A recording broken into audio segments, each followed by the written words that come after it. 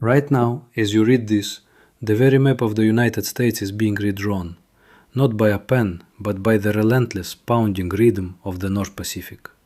It is April 9th, 2026, and on the rugged, rain-slicked coastline of the Pacific Northwest, the ground is quite literally vanishing.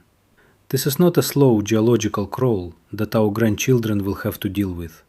This is happening in real time, in chunks the size of suburban garages, falling into the surf while families sleep. Along the Highway 101 corridor and the fragile bluffs of Washington's Pacific County, the situation has shifted from a concerning trend to a full-scale geophysical emergency.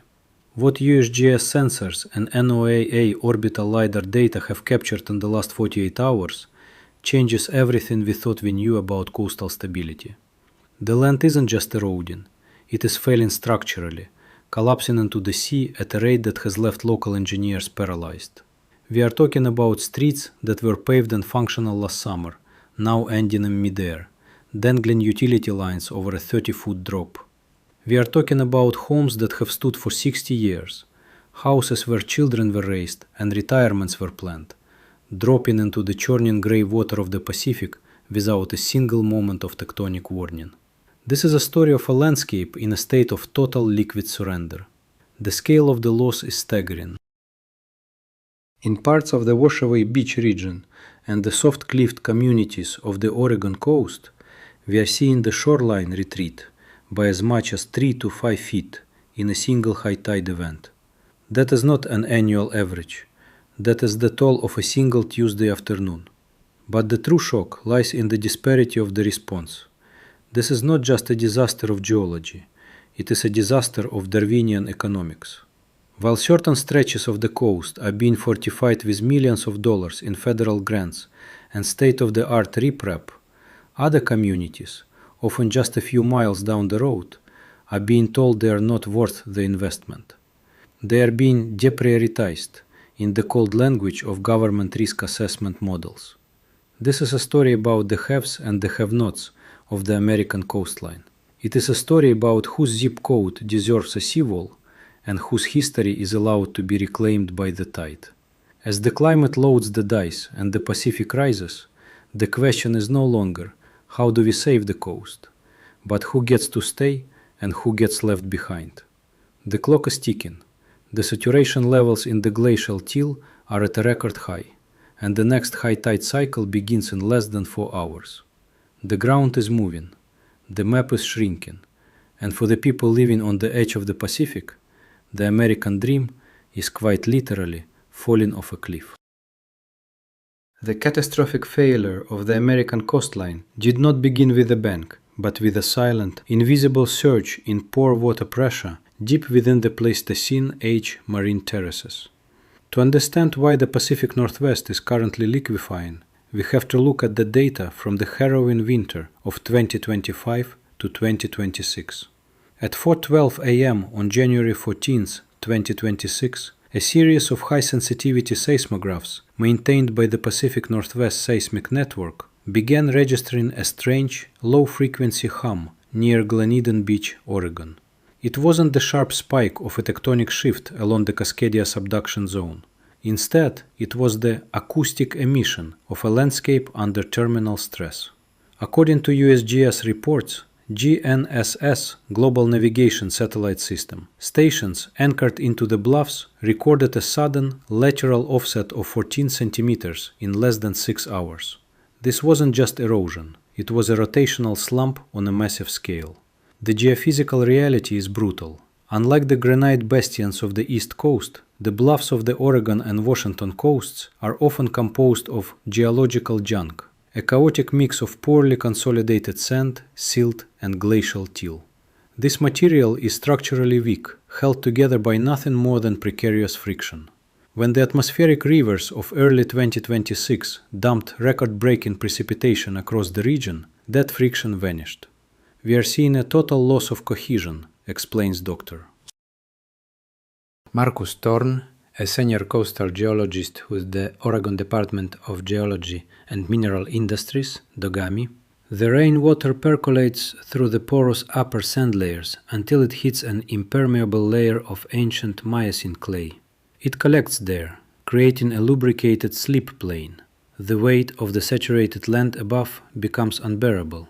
The ground literally floats away from itself. By February 12, 2026, the situation transitioned from a geological curiosity to an infrastructure nightmare. At 8:34 p.m., a section of US Highway 101 near the Tillamook County line, a critical artery for emergency services and interstate commerce, simply ceased to exist. Monitoring data from the Washington State Department of Transportation, WSDOT, showed that the roadbed had been vibrating at a frequency indicative of void formation for weeks. The sea was hollowing out the highway from below, while the rain-soaked hills were pushing it from above. The coupling of these two systems, oceanic hydraulic action and terrestrial saturation, created a vice grip effect. The technical data reveals a terrifying feedback loop. NOAA's orbital INSAR, interferometric synthetic aperture radar, imagery from the last week of March 2026 shows that the toe of the coastal slopes, the base that provides structural support, is being aggressively removed by king tides that are now arriving 8 inches higher than they did a decade ago.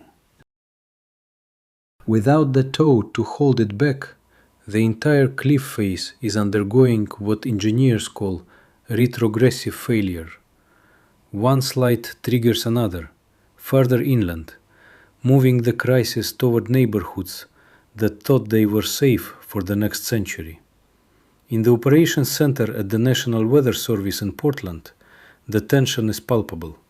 The clock is ticking reality is reflected in the saturation maps. The ground is currently at 98% water capacity. Any further rainfall is no longer absorbed. It acts as a hydraulic piston. We are monitoring a deep-seated landslide complex near Cape Meares, reports a FEMA logistics officer in a leaked internal transcript. The GNSS sensors are now showing velocity spikes. We are no longer talking about inches per year. We are talking about feet per hour. If the main scarp fails, the power grid for the entire northern coastal sector goes dark. We have fiber optic trunks for the entire Pacific Northwest hanging by a thread over an abyss. This isn't a forecast anymore. It's a countdown. To understand the terrifying trajectory of the 2026 coastal collapse, we must look to the ghosts of the American coastline. This is not the first time the United States has faced the predatory hunger of the sea, but it is the first time the science of coastal squeeze has reached a terminal velocity. Historically, geologists point to the catastrophic winter of 1983 in California, where a massive El Niño event caused over $100 million in damage to cliffside properties in a single season. But what is happening now in the Pacific Northwest, specifically at Washaway Beach near North Cove, Washington, dwarfs those historical parallels. In the early 20th century, the shoreline here was nearly a mile further out. Today, that mile of American soil exists only as a bathymetric shadow on a NOAA sonar chart. The system coupling is the true culprit. As the Cascadia subduction zone continues its slow, tectonic stick-slip cycle, the land itself is subtly subsiding, essentially lowering the doorstep for the rising Pacific. The science is governed by a brutal three-letter acronym, CBA, or Cost-Benefit Analysis.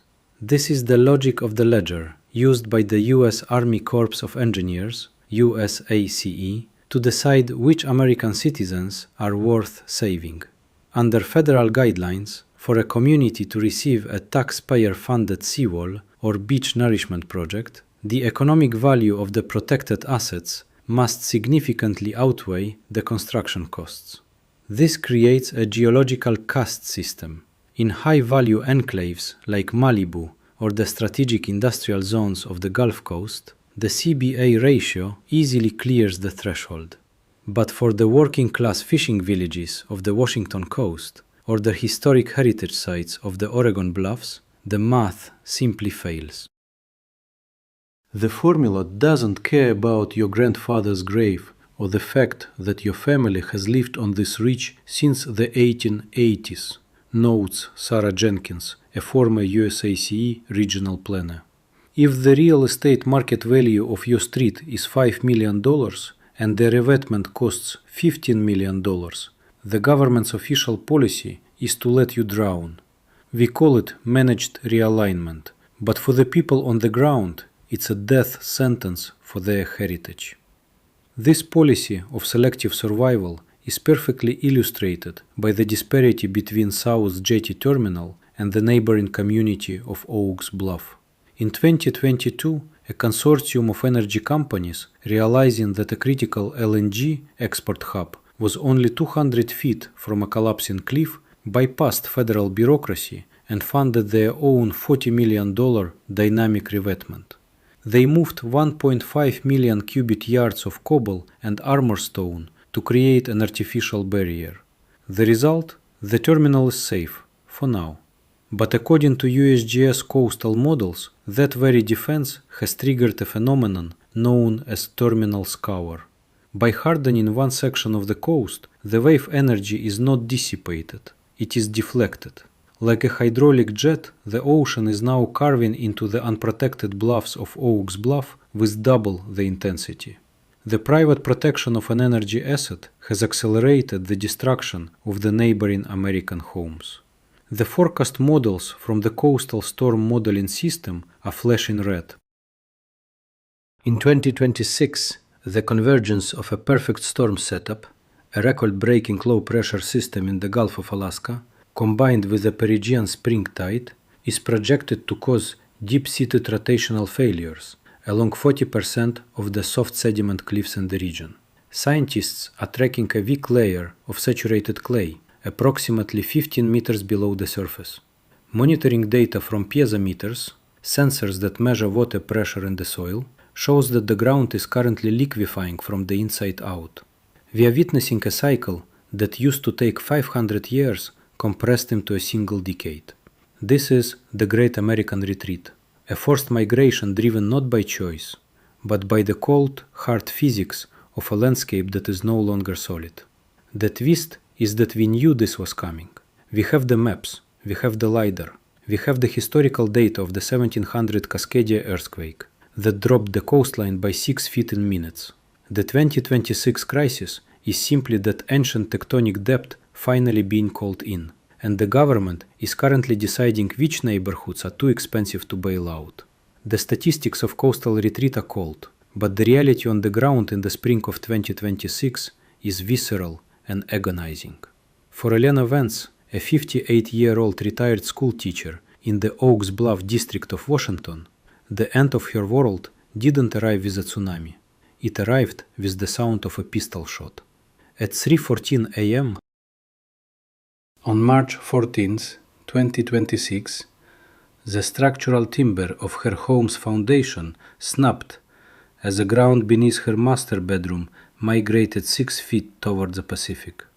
You don't hear the ocean, Elena recalls, standing in the parking lot of a FEMA staging area in Long Beach.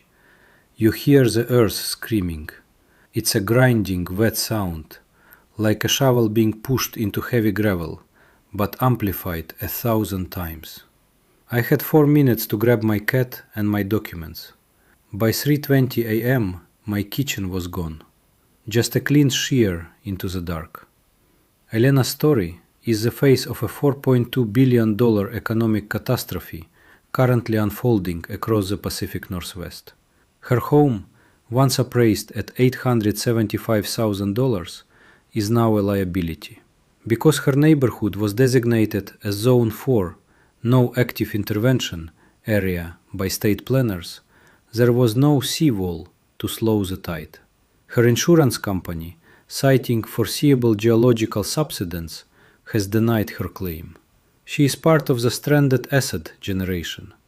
American citizens whose entire net worth has been reclaimed by the sea because they didn't live next to a high-value industrial terminal or a strategic port. The logistics of this disaster are overwhelming local resources. David Dex Miller, a lead coordinator for Pacific County Search and Rescue, describes the night of the Big Slump as a war zone without an enemy. We were using thermal drones to find people trapped in hanging houses, structures that were still partially attached to the upland, but swinging over a 50-foot drop, Miller says, his voice strained. We had to airlift a family of 4 out of a split level in Glenadin Beach, while the remaining floor joists were literally groaning under the weight. You are looking into their living rooms from a helicopter, seeing their TV still on, while the waves are hitting the foundation below.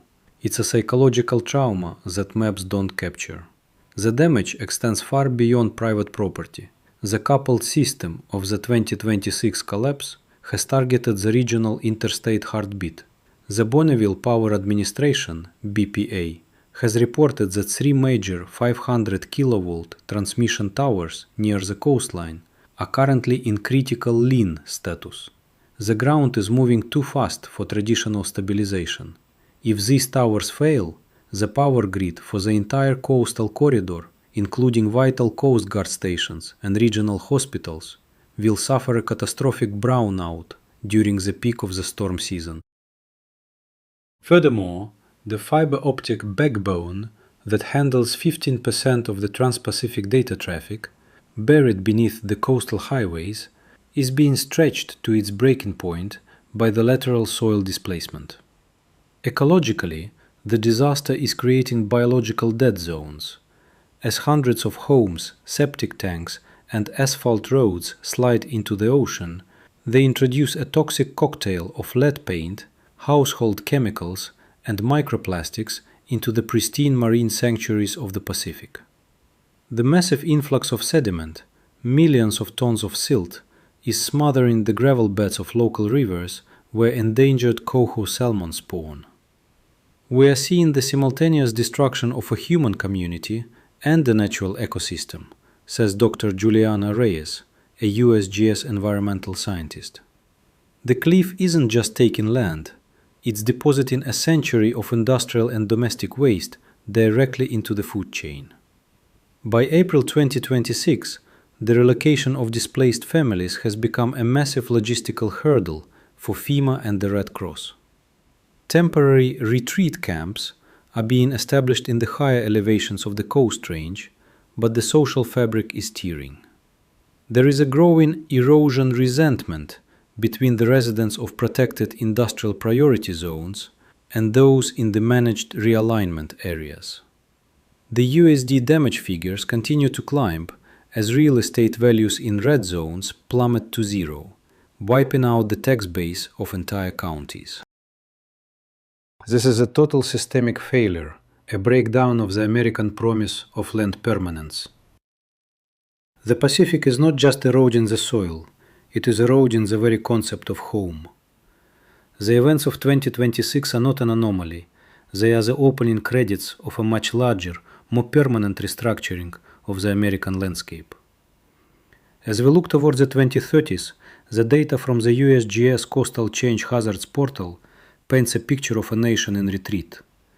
The Pacific Northwest is the canary in the coal mine, but the system coupling observed here, where terrestrial saturation from intensifying atmospheric rivers meets the relentless hydraulic pressure of a rising ocean, is a blueprint for the entire US coastline. By 2027, internal FEMA projections suggest that over 150 miles of US Highway 101 will be classified as geotechnically unstable. We are no longer discussing if the road will fail, but which specific mile markers will be reclaimed by the sea this winter. The managed retreat policy, once a fringe academic concept, has become the official, albeit unspoken doctrine of the federal government. The vulnerability of our critical infrastructure is the most alarming chapter of the data. Take the port of Astoria, or the energy hubs in Coos Bay. These are not just local economic drivers, they are the central nervous system of regional trade. While massive federal investments are being diverted to protect these high-value assets with deep bore piles and multi-billion-dollar seawalls, The geological equity gap is widening. For every mile of reinforced industrial coastline, 5 miles of residential and ecological buffer are left to disintegrate. This is the coastal squeeze. Human-made barriers prevent the shoreline from naturally migrating inland, causing the toe of the remaining cliffs to be scoured away even faster. The result is a total loss of the intertidal zones that once acted as a natural shock absorber for the American interior. The 2028 to 2030 forecast models indicate that the saturation threshold of the coastal bluffs has been permanently lowered. The record-breaking rainfall events of the mid-2020s have created perched water tables within the hillsides that may never fully drain. We are entering an era of latent instability, where a cliff could collapse on a sunny day in July simply because the internal pore pressure from a January storm finally reached its breaking point. This is the slow-motion catastrophe that defies standard emergency response. You cannot evacuate a coastline that is vanishing over the course of decades, yet you cannot stay when the ground beneath your home is losing 3 feet of mass every year. The future of the U.S. Pacific coast is being dictated by the Juan de Fuca Plate and the thermal expansion of the Pacific Ocean, two forces that do not care about zoning laws or property rights.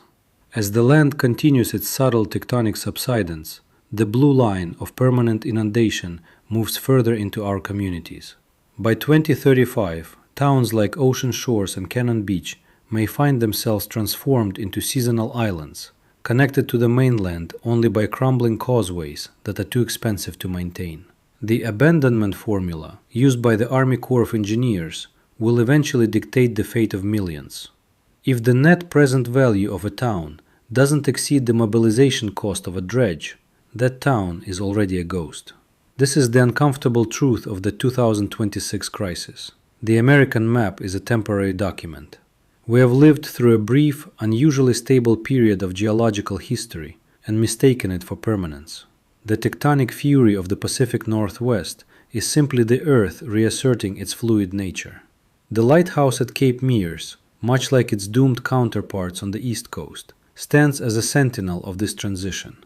It used to be a beacon for ships. Now it is a marker for the end of the continent. The data is clear, the sensors are screaming, and the saturation levels are at the limit. We can no longer pretend that the land is solid. We are a nation built on the edge of a moving target. Follow the data, and it leads to only one conclusion. The sea does not wait for a consensus. It does not wait for a budget. It simply takes what it is owed, one chunk of America at a time. The clock has already run out for the coastline of 2026. The only question remains: where will we